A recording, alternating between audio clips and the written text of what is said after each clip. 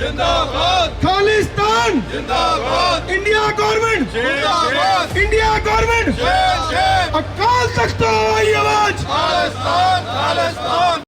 ਜੂਨ 1984 ਵਿੱਚ ਦਰਬਾਰ ਸਾਹਿਬ ਅਤੇ ਹੋਰ ਸਿੱਖ ਗੁਰਦੁਆਰਾ ਸਾਹਿਬਾਨ ਤੇ ਭਾਰਤੀ ਫੌਜ ਵੱਲੋਂ ਹਮਲਾ ਕਰਕੇ ਸਿੱਖਾਂ ਦੇ ਕੀਤੇ ਕਤਲੇਆਮ ਦੇ ਰੋਸ ਵਜੋਂ ਅਮਰੀਕਾ ਸਥਿਤ ਯੂਨਾਈਟਿਡ ਨੇਸ਼ਨ ਦੇ ਹੈੱਡਕੁਆਰਟਰ ਬਾਹਰ ਪ੍ਰਦਰਸ਼ਨ ਕੀਤਾ ਗਿਆ।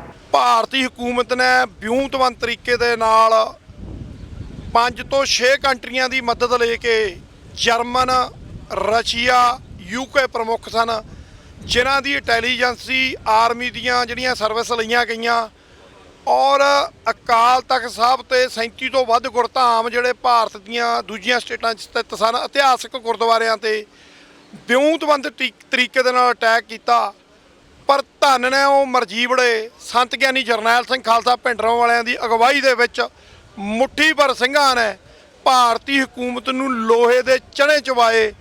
ਪਰ ਭਾਰਤੀ ਹਕੂਮਤ ਨੇ ਪੰਜਵੇਂ ਪਾਤਸ਼ਾਹ ਜਿਸ ਦਿਨ ਪੰਜਵੇਂ ਪਾਤਸ਼ਾਹ ਜੀ ਦੀ ਸ਼ਹੀਦੀ ਦਿਹਾੜੇ ਨੂੰ ਸਮਰਪਿਤ ਸਿੱਖ ਸੰਗਤਾਂ ਅਕਾਲ ਤਖਤ ਸਾਹਿਬ ਤੇ ਦਰਬਾਰ ਸਾਹਿਬ ਤੇ ਨਤਮਸਤਕ ਹੋਣ ਵਾਸਤੇ ਗਈਆਂ ਸਨ, ਉਸ ਦਿਨ ਨੂੰ ਚੁਣ ਕੇ ਨਿਹੱਤਿਆਂ ਤੇ ਟੈਂਕਾਂ, ਤੋਪਾਂ, ਗੈਸਾਂ ਦੇ ਨਾਲ ਲੈਸ ਹੋ ਕੇ ਅਟੈਕ ਕੀਤੇ।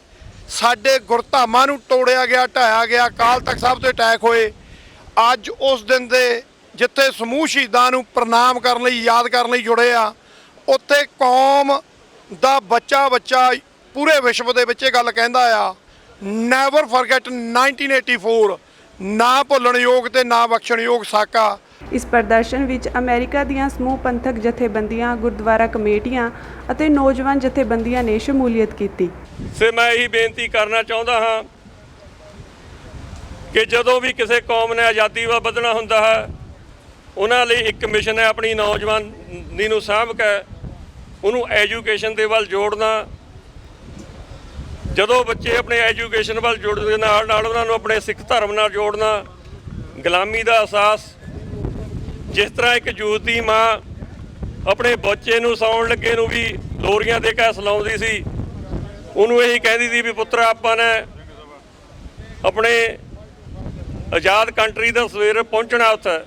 ਇਹੀ ਗੱਲਾਂ ਸਾਨੂੰ ਪਰਿਵਾਰਾਂ ਵਿੱਚ ਬੈਠ ਕੇ ਕਰਨੀਆਂ ਪੈਣੀਆਂ ਹਨ। ਸੋ ਅਸੀਂ UN ਅੱਗੇ ਵੀ ਖੜ ਕੇ ਇਹੀ UN ਨੂੰ ਵੀ ਰਿਕੁਐਸਟ ਕਰਨੀ ਚਾਹੁੰਦੇ ਹਾਂ ਕਿ ਹਿੰਦੁਸਤਾਨ ਦੀ ਗੌਰਮੈਂਟ ਅੰਨੀ ਬੋਲੀ ਹੋ ਚੁੱਕੀ ਹੈ, ਪਰ ਤੁਹਾਨੂੰ ਤਾਂ ਅੱਖਾਂ ਖੋਲ੍ਹਣੀਆਂ ਚਾਹੀਦੀਆਂ ਹਨ। ਸਾਨੂੰ ਇੱਥੇ 38 ਸਾਲ ਹੋ ਗਏ UN ਅੱਗੇ ਪ੍ਰੋਟੈਸਟ ਕਰਦਿਆਂ ਨੂੰ, ਪਰ UN ਵੀ ਸਿੱਖਾਂ ਪ੍ਰਤੀ ਅਜੇ ਸੁੱਤੀ ਪਈ ਹੈ। ਤੇ ਨੈਕਸਟ ਪ੍ਰੋਟੈਸਟ ਸਾਨੂੰ ਸਾਰੇ ਭਰਾਵਾਂ ਨੂੰ ਇਕੱਠੇ ਹੋ ਕੇ ਇਸ ਹਿਸਾਬ ਨਾਲ ਕਰਨਾ ਚਾਹੀਦਾ ਹੈ ਕਿ ਜੋ ਵੀ ਇੱਥੋਂ ਤੁਰਨ ਵਾਲਾ ਲੰਘਿਆ ਉਹਨੂੰ ਪਤਾ ਲੱਗਿਆ ਵੀ ਸਿੱਖ ਇੱਥੇ ਕਿਉਂ ਖੜੇ ਹਨ। ਅਸੀਂ ਵੱਧ ਤੋਂ ਵੱਧ ਇੱਥੇ ਆਪਣੇ ਬੈਨਰ ਇੰਗਲਿਸ਼ ਦੇ ਵਿੱਚ ਲਿਖ ਕੇ ਹਿੰਦੁਸਤਾਨ ਦੇ ਗੌਰਮੈਂਟ ਦੇ ਜੋ ਬੋਲੀ ਅੰਨੀ ਇਹੋ ਜਿਹੇ ਉਹਨਾਂ ਦੇ ਕਾਰਟੂਨ ਬਣਾ ਕੇ ਲਿਆਈਏ ਤਾਂ ਕਿ ਇੱਥੇ ਲੰਘਣ ਵਾਲਿਆਂ ਨੂੰ ਪਤਾ ਲੱਗਾ ਵੀ ਸਾਡਾ ਜੋ ਹੋਮਲੈਂਡ ਖਾਲਿਸਤਾਨ ਸੀ ਉਹ ਤੋਂ ਅੱਜ ਅਸੀਂ ਜਲਾਵਤਨ ਹੋ ਕੇ ਇੱਥੇ ਖੜੇ ਹਾਂ।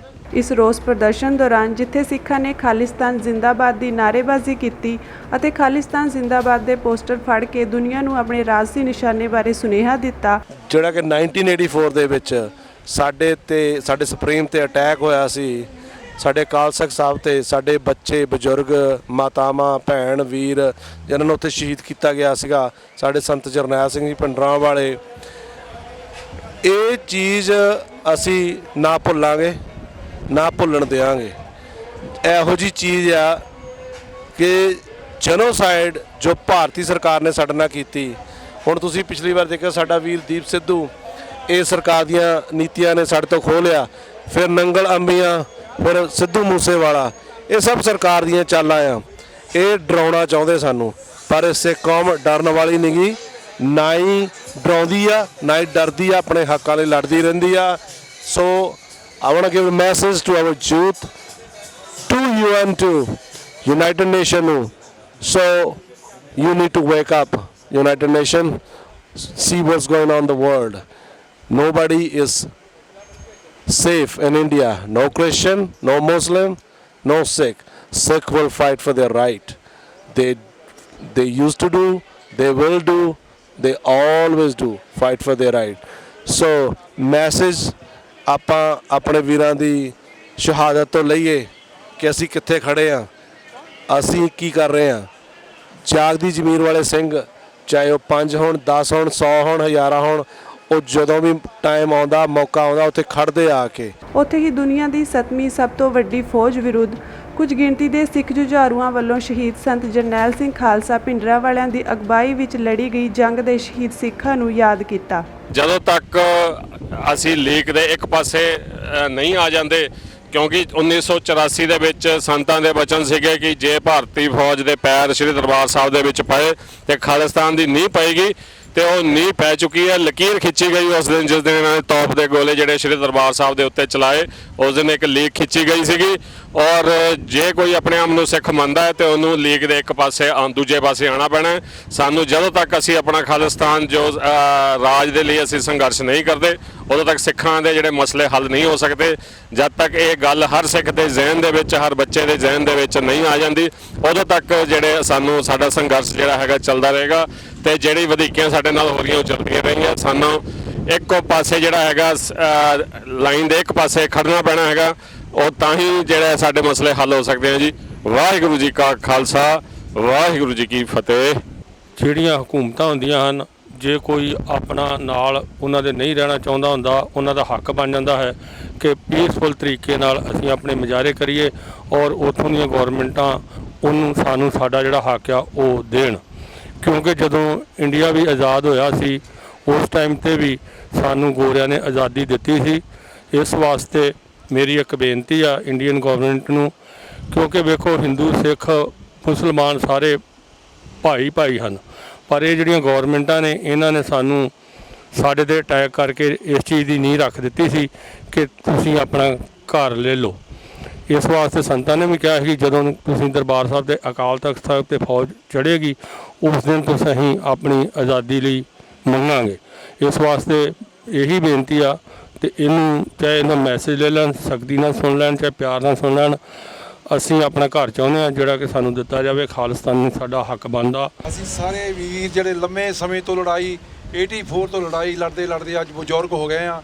ਸਾਨੂੰ ਮਹਿਸੂਸ ਹੋ ਰਿਹਾ ਆ ਕਿ ਅਗਲੀ ਪਨੀਰੀ ਅੱਗੇ ਆਵੇ, ਜੋ ਅਗਲਾ ਜੇ ਸਾਡੇ ਹੁੰਦਿਆਂ ਖਾਲਿਸਤਾਨ ਬਣ ਜੇ ਤੇ ਬਹੁਤ ਚੰਗੀ ਗੱਲ ਹੈ। ਜੇ ਅਸੀਂ ਨਾ ਬਣਾ ਸਕੀਏ ਤੇ ਇਹ ਮੈਸੇਜ ਅਸੀਂ ਇਹ ਯੂਥ ਨੂੰ ਦੇਣਾ ਚਾਹੁੰਦੇ ਆ ਕਿ ਉਹਨਾਂ ਦਾ ਫਰਜ਼ ਬਣਦਾ ਆ ਕਿ ਬਜ਼ੁਰਗਾਂ ਦਾ ਸਾਥ ਦੇਣ ਅੱਗੇ ਆ ਕੇ। ਤੇ ਇਹ ਜੋ ਸਾਡੇ ਨਾਲ ਵਧੀਕੀ ਹੋਈ ਉਹ ਅਸੀਂ ਕਦੀ ਵੀ ਇਹ 84 ਕਦੀ ਵੀ ਭੁੱਲ ਨਹੀਂ ਸਕਦੇ। ਕੌਮਾਂ ਉਹੀ ਨਕਸ਼ੇ ਵਿੱਚ ਰਹਿੰਦੀਆਂ ਜਿਨ੍ਹਾਂ ਕੌਮਾਂ ਕੋਲ ਇਤਿਹਾਸ ਹੁੰਦਾ, ਜਿਨ੍ਹਾਂ ਕੌਮਾਂ ਕੋਲ ਆਪਣਾ ਕੰਟਰੀ ਹੁੰਦਾ।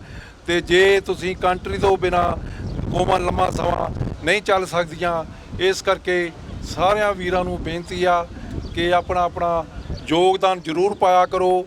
ਮੈਂ ਵਧਾਈ ਵੀ ਦਿੰਦਾ ਸਾਰੀਆਂ ਜਥੇਬੰਦੀਆਂ ਨੂੰ, ਬਹੁਤ ਵਧੀਆ ਕੰਮ ਕਰ ਰਹੀਆਂ ਜਥੇਬੰਦੀਆਂ ਸਾਰੀਆਂ, ਉਹ ਭਾਵੇਂ ਕਨੈਕਟਿਕਟ ਹੋਵੇ, ਨਿਊ ਜਰਸੀ ਹੋਵੇ, ਤੇ ਸਾਰੇ ਜਗ੍ਹਾ ਬਹੁਤ ਵਧੀਆ ਕੰਮ ਕਰ ਰਹੀਆਂ।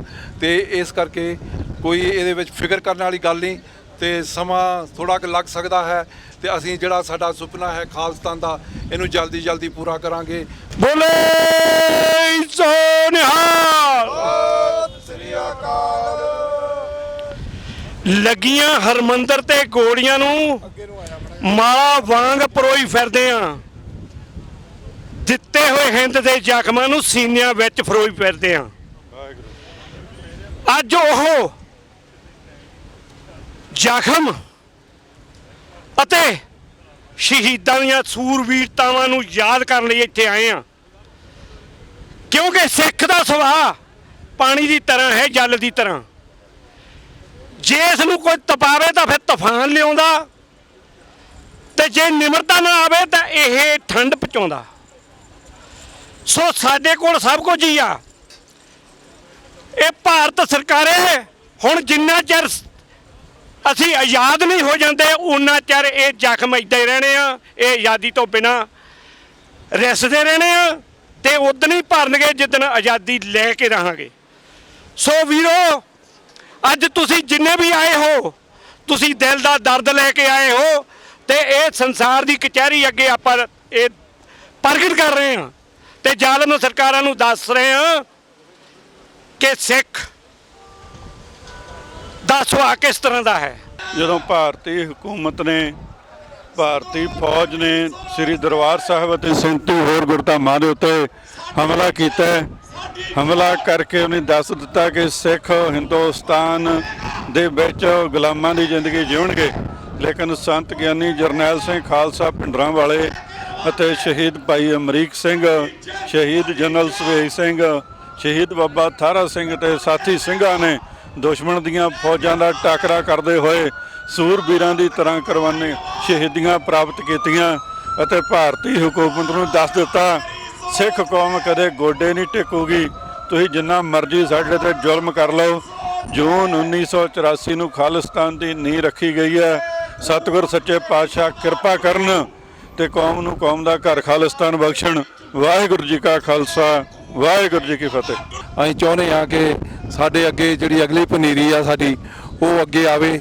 ਉਹ ਸਾਰੇ ਪੱਖੋਂ ਕੋਸ਼ਿਸ਼ ਚੱਲ ਰਹੀ ਆ ਤੇ ਅਸੀਂ ਸਾਰੇ ਚਾਹੁੰਦੇ ਆ ਕਿ ਜੋ ਵੀ ਇਹ ਸੋਲੂਸ਼ਨ ਖਾਲਿਸਤਾਨ ਦਾ ਹੈਗਾ ਇਹਨੂੰ ਪੂਰਾ ਕਰਨਾ ਬਹੁਤ ਜ਼ਰੂਰੀ ਆ।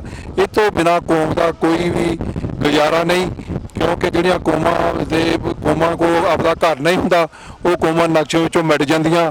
ਸਿੱਖ ਕੌਮ ਨੂੰ ਇਹ ਜ਼ਰੂਰੀ ਆ ਅੱਜ ਕਿ ਸਾਰਿਆਂ ਨੂੰ ਇਕੱਠੇ ਹੋ ਕੇ ਕਿਸ ਨਿਜ਼ਾਮ ਚੱਲਦੇ ਇਕੱਠੇ ਹੋ ਕੇ ਤੇ ਇਹਦੀ ਗੱਲ ਕਰਨੀ ਚਾਹੀਦੀ ਆ ਕਿ ਇਹ ਸਾਡੇ ਲਈ ਦਿਨ ਜਿਹੜੇ ਆ ਇਹ ਫਖਰ ਦੇ ਵੀ ਆ ਤੇ ਰੋਸ ਦੇ ਵੀ ਆ।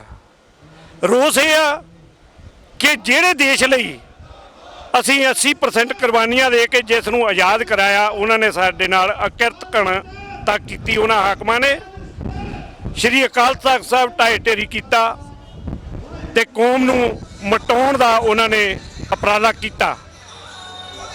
ਉਹਨਾਂ ਨੂੰ ਅਸੀਂ ਲਾਹਨਤਾਂ ਪਾਉਣ ਲਈ ਅੱਜ ਇੱਥੇ ਇਕੱਠੇ ਹੋਏ ਹਾਂ। ਨਾ ਭੁੱਲਾਂਗੇ, ਨਾ ਭੁੱਲਣ ਦੇਵਾਂਗੇ ਜਿੰਨਾ ਚਿਰ ਅਸੀਂ ਡੁੱਲੇ ਖੂਨ ਦਾ ਹੱਕ ਨਹੀਂ ਲੈ ਲੈਂਦੇ। ਸਾਡੇ ਸਵਾਸਾਂ ਦੇ ਨਾਲ ਗੱਲ ਜਾਊਗੀ ਤੇ ਅਸੀਂ ਆਉਣ ਵਾਲੀ ਪਨੀਰੀ ਨੂੰ ਡਿਲੀਵਰ ਕਰਕੇ ਜਾਵਾਂਗੇ ਕਿ ਜਿੰਨਾ ਚਿਰ ਇੱਕ ਵੀ ਸਿੱਖ ਬਾਕੀ ਆ ਉਹ ਖਾਲਿਸਤਾਨ ਦੀ ਗੱਲ ਨਹੀਂ ਛੱਡੇਗਾ ਤੇ ਇਹ ਆਪਣੇ ਖੁੱਸੇ ਹੋਏ ਰਾਜ ਨੂੰ ਪ੍ਰਾਪਤ ਕਰਕੇ ਰਹੇਗਾ। ਕਿਉਂਕਿ ਹੁਣ ਸਾਡੇ ਤੇ ਜ਼ੁਲਮ ਹੀ ਇੰਨੇ ਹੋ ਗਏ ਆ, ਇਸ ਤੋਂ ਘੱਟ ਕੋਈ ਚਾਰਾ ਹੀ ਨਹੀਂ ਰਹਿ ਗਿਆ ਕਿ ਸਾਡੇ ਆਪਣੇ ਦੇਸ਼ ਬਿਨਾ, ਰਾਜ ਬਿਨਾ ਨਾ ਧਰਮ ਚਲੇ ਹੈ, ਧਰਮ ਬਿਨਾ ਸਭ ਦਲੇ ਮਲੇ ਹੈ। ਸੋ ਇਸ ਲਈ ਰਾਜ ਜ਼ਰੂਰੀ ਹੈ। ਅਸੀਂ ਇਹ ਭੀਖ ਨਹੀਂ ਮੰਗਦੇ, ਸਾਡਾ ਰਾਜ ਸੀ ਤੇ ਹੋਵੇਗਾ। ਇਹੀ ਕਾਮਨਾ ਲੈ ਕੇ ਅੱਜ ਮੁਜ਼ਾਹਰੇ ਤੋਂ ਬਾਅਦ ਘਰਾਂ ਨੂੰ ਜਾਵਾਂਗੇ ਤੇ ਅਸੀਂ ਵਾਰ-ਵਾਰ ਇਹ ਗੱਲ ਕਹਿੰਦੇ ਰਹਾਂਗੇ ਜਿੰਨਾ ਚਿਰ ਆਜ਼ਾਦ ਨਹੀਂ ਹੋ ਹੁੰਦੇ। ਵਾਹਿਗੁਰੂ ਜੀ ਕਾ ਖਾਲਸਾ, ਵਾਹਿਗੁਰੂ ਜੀ ਕੀ ਫਤਿਹ।